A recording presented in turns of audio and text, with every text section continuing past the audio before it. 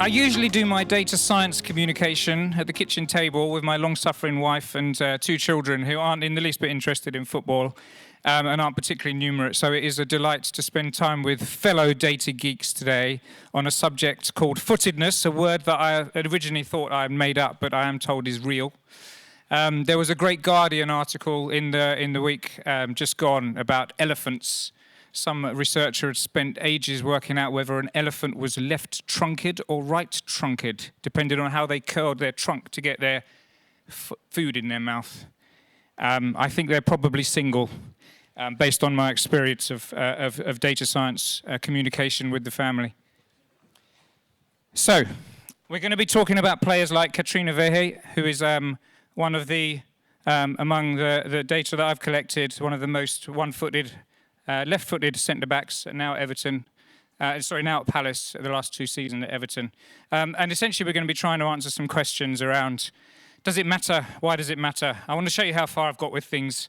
I haven't managed to answer any really big questions, but I had a lot of fun, and I hope you'll find it entertaining and enjoyable.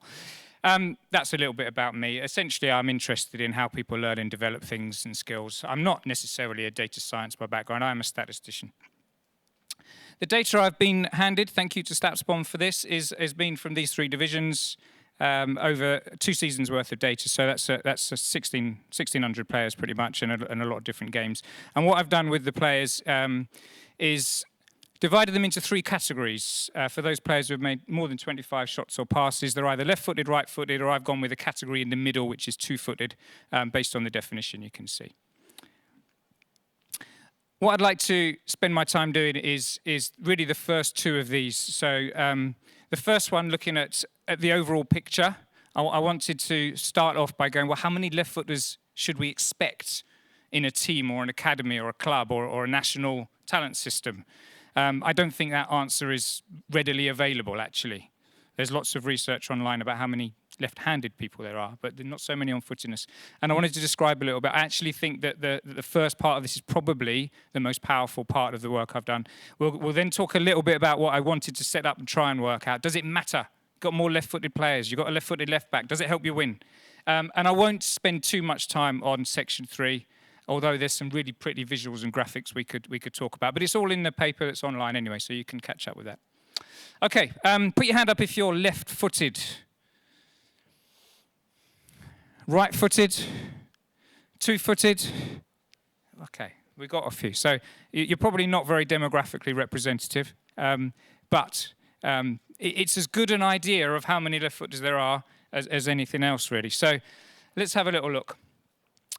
Overall, for those 1,600 players, about a quarter are left-footed. So that's a takeaway message if you weren't aware of that. That's kind of what you might expect among footballers.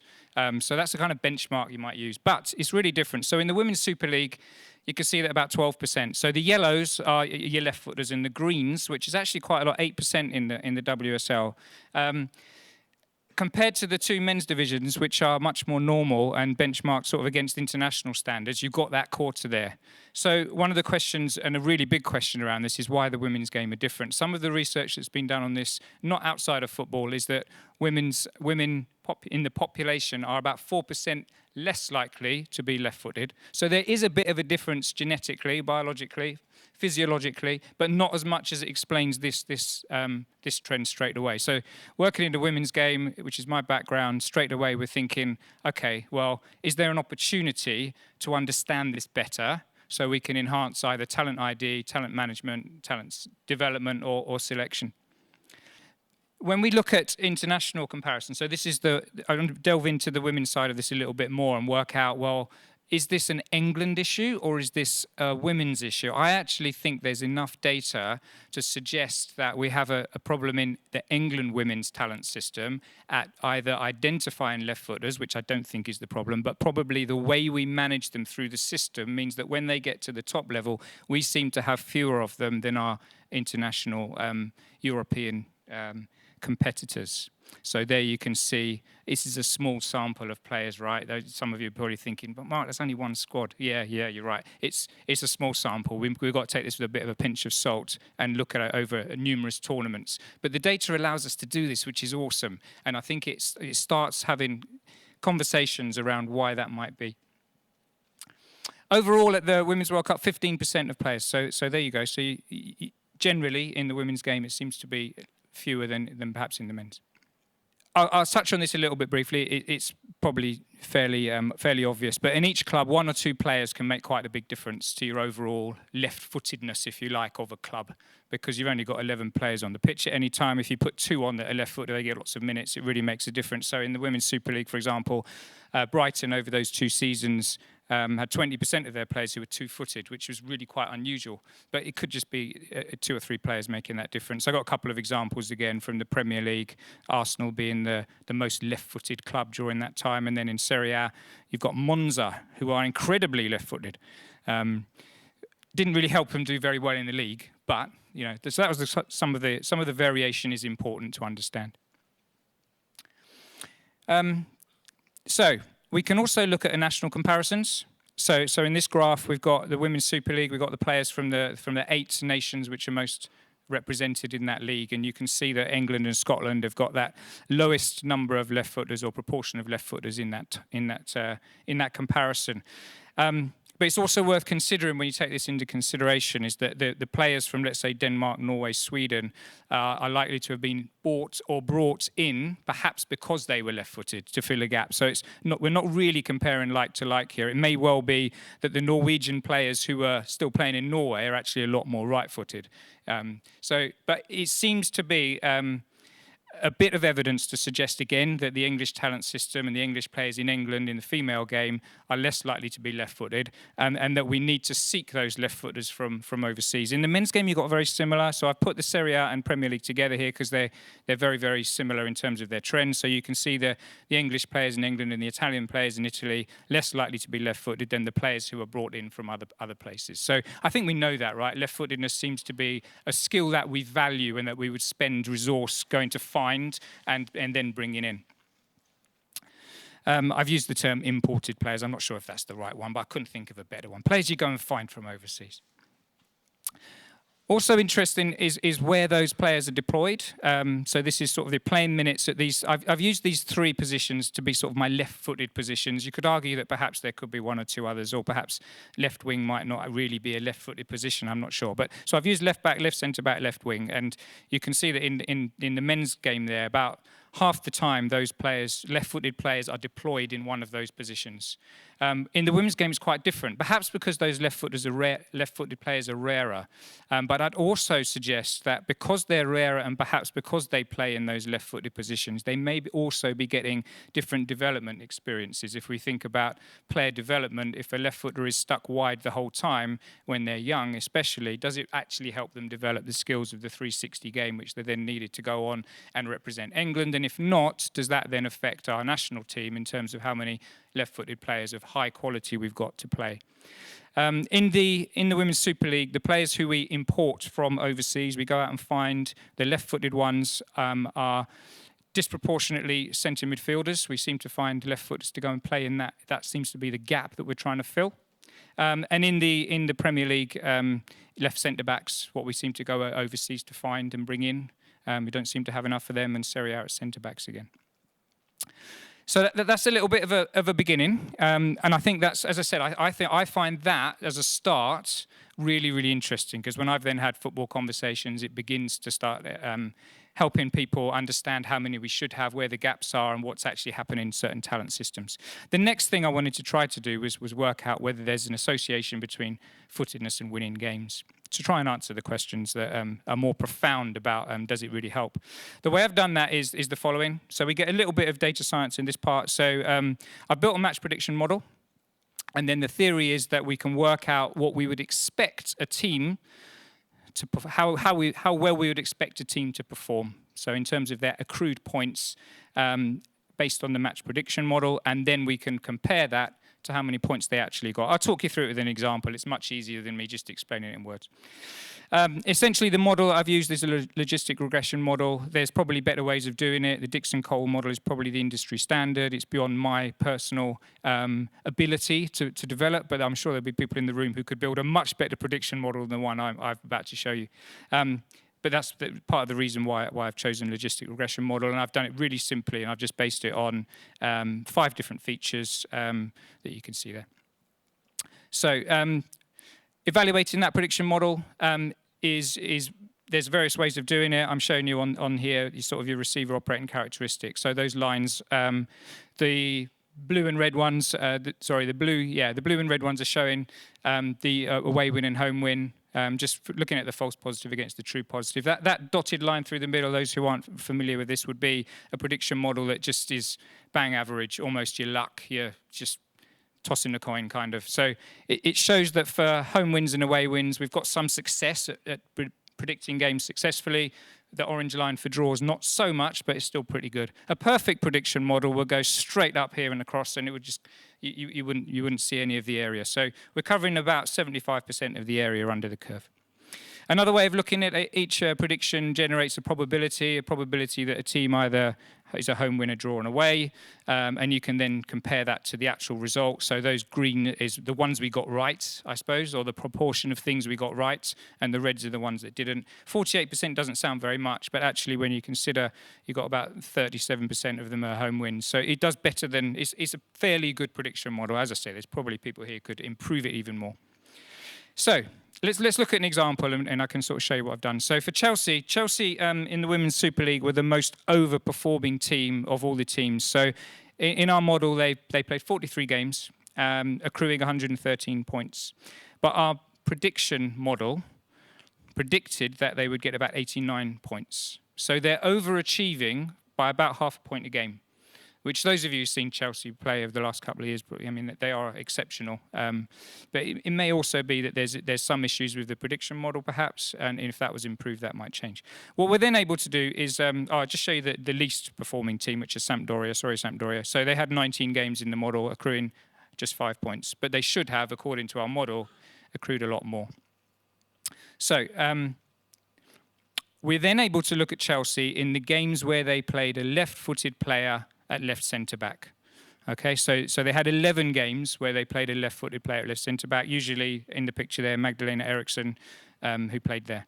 Now, they were meant to achieve about 22 points, achieved at about 30. So they're actually overperforming now when they have a left-footed left centre-back on the pitch by 0.75 points a game. So you could suggest, therefore, that left-footed left centre-back, based on that piece of machine learning, is helping them win more games or accruing more points. Okay. Now, at an individual level, you might be able to take that apart a little bit. I think when you say there's 39 teams we're looking at here, you get a bit more of a sample of lots and lots of games where lots of left centre backs are contributing to performance. So what does it look like overall? Let's just have a look at Lazio, who's the other one who I've used. So I've looked at left backs for Lazio. I've looked at all of them for everything, but I'll just present some of it here. So for Lazio's, they're overperforming by 0.15 points a game, but when they have a left-footed left back on the pitch, they're overperforming by even more. So, adding up all of that, what does it do having a left-footed left back or a left-footed left centre back? It is a statistically significant result, and it is positive, but it's pretty minimal.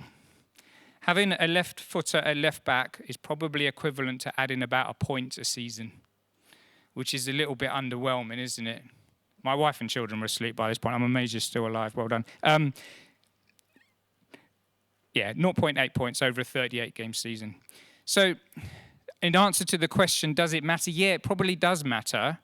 But using this piece of statistics, only very, very marginally. So underwhelming.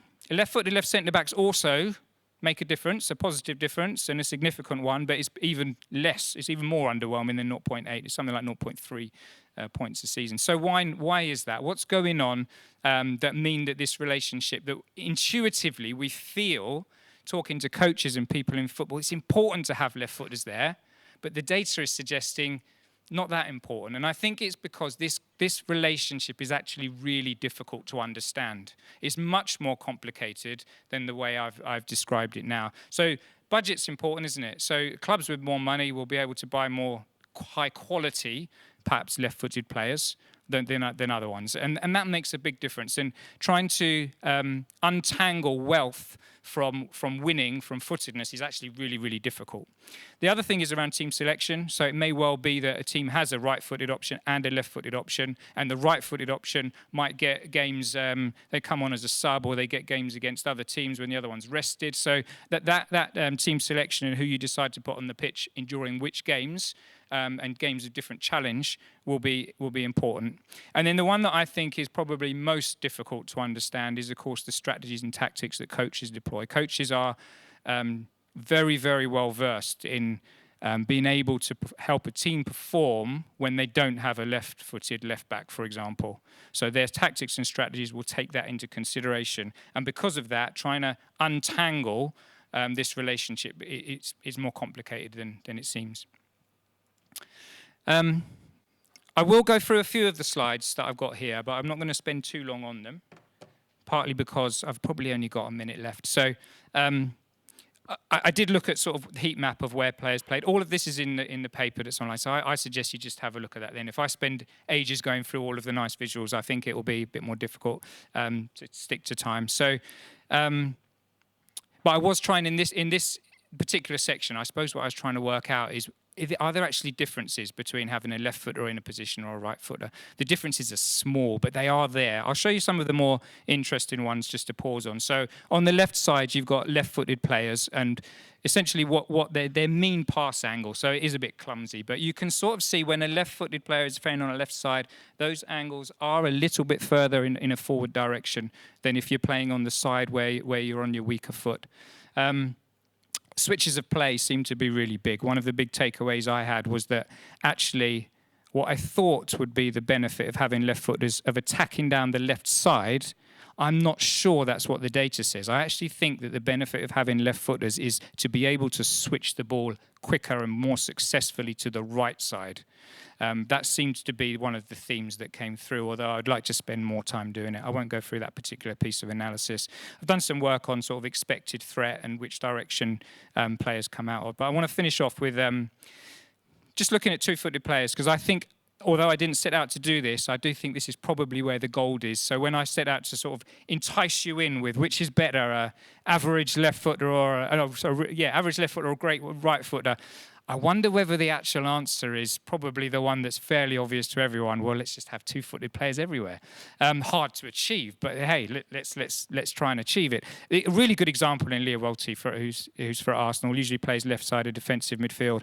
This is her most highest threat passes on her right foot and left foot, and you can see that they're very, very, very similar. So her decision-making in attacking